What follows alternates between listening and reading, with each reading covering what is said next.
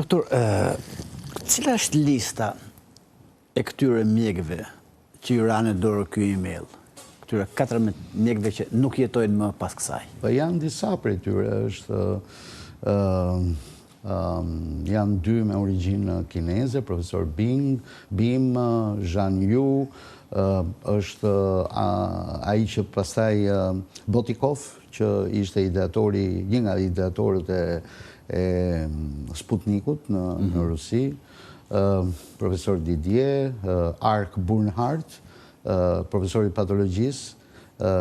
Ky për shembull sa doli nga një intervistë ku të kishte deklaruar diçka reale, vërtet, u aksidentuan.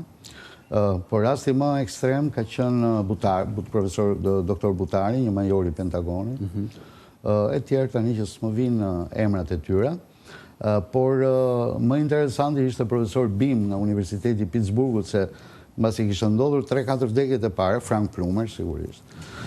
Mbasi kishte ndodhur 3-4 dekët e para, profesor Bim i irrituar shkon te rektori i Universitetit të Pittsburghut dhe i thot nesër në orën 10 lajmëro konferencë shtypje me mediat sepse unë dua të bëj publike të vërtetat mbi çfarë po ndodh. Ka qenë mos gaboj muaj mars, prill i 2020. Dhe rektori kërkon konferencë shtypi dhe atë ditë në darkë dikush i futet në shtëpinë e profesor Bim, e ekzekuton me 3 plumba në gjoks dhe pastaj ekzekutuesi u gjeti vetë vrarë brenda makinës vetë 2 kilometra nga vendi i vrasjes së profesorit. Dhe policia e Pittsburghut deklaroi që arsyeja është se profesor Bim ka patur një lidhje jashtëmartësore me gruan e vrasit dhe ishte aq komike sepse në të nesërmen gazetat, domethënë mbas disa ditësh kur policia dha këtë version dhe një nga profesorët e tjerë të Universitetit të Pittsburghut deklaroi që edhe nëse kishte patur lidhje me jashtëmartësore me gruan time do prisja deri të nesërmen sa të dëgjoja sekretet dhe pastaj ta prisja.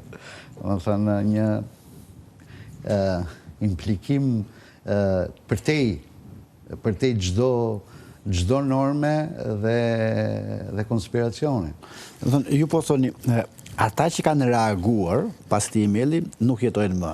Ata që e kanë lexuar janë arrestuar. Jo, të gjithë, sepse ai emaili shkoi 22 vetave. Dërguesi ishte 23.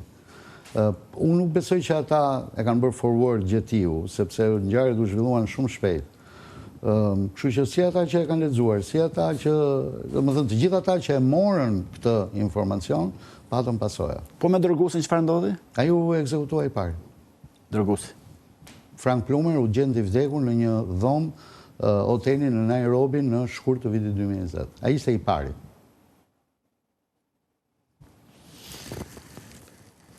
Ju vetë jeni ndjerë i kërcënuar gjatë kësaj kohë përveç asaj çfarë bëri Spaku? Po. Në çfarë forme? Po unë në fund të vitit 2020 disa njerëz të cilët më kërcënonin me familje, me mua, dhe unë atë kohë s'kisha që bëja, edhe lajmërova, i shqetësuar, telefonova ato që sot është ministri i drejtësisë, ishte zëvendës ministri i brendshëm, komandant e policisë, komandant e gardës, gjithë më thoshin shko denoncove dhe unë shkova denocova. Për hir të vërtetës u treguan korrekt në atë kohë. Për hir të vërtetës më vonë, domethënë, më thanë që edhe fëmijët do t'i vëmë në mbrojtje. Dhe mbas i denoncimit nisi një proces, por procesi tregoi që personat që ishin futur, që më kërcënonin mua me jetë, se vajzat e mia etj, ishin persona të cilët kishin hapur çështjen në SPAK. Dhe këta persona, kur unë i kam pyetur, po si ka mundësi juve toleroni kërcënime të tilla? Edhe prokurori tha, po ka qenë i irrituar, edhe i ka thënë. Po kërcënuesit tashmë i njihni? Absolutisht, atëherë i njihja. Janë këta që kanë bërë akuzat ndaj jush në SPAK? Janë ata që ja kanë bërë akuzat.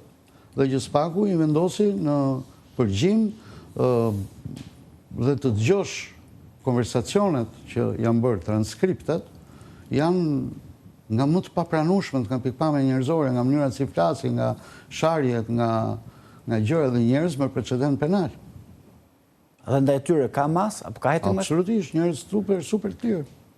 Nuk ka asnjë hetim me tyre? Absolutisht. Edhe pse një kërcënuar? Absolutisht. Ja pra, ju thash, kur unë ja kam treguar që me mesazhe kërcënime, mu tha që kanë qenë të irrituar, prandaj e kam thënë.